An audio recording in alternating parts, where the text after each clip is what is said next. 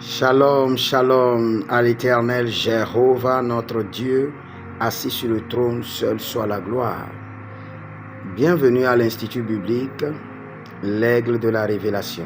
Si vous êtes serviteur de l'Éternel, vous avez besoin d'une école, d'un institut pour vous former, n'hésitez pas à me contacter. Écoutez ceci.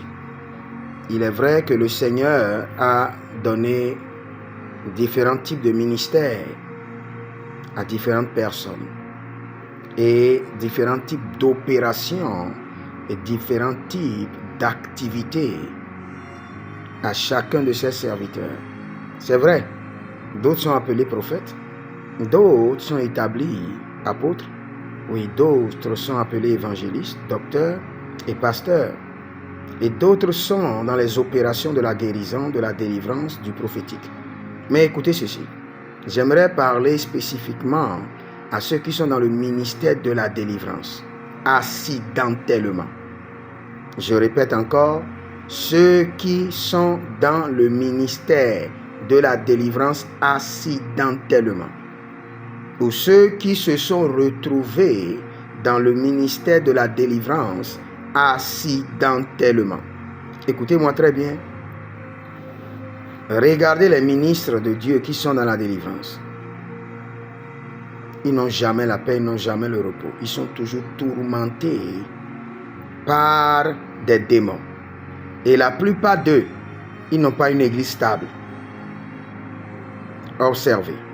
La plupart d'eux n'ont pas une vie stable, une famille stable, une église stable. Donc si vous n'êtes pas appelé dans la délivrance, fuyez maintenant.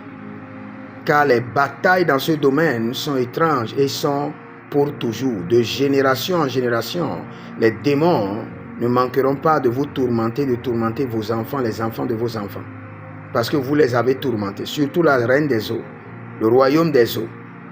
Donc si vous êtes dans la délivrance accidentellement, démissionnez, focalisez-vous sur l'évangile, prêchez l'évangile et laissez le Seigneur faire le reste. Sinon, vous aurez des batailles que vous ne pourriez jamais contrôler.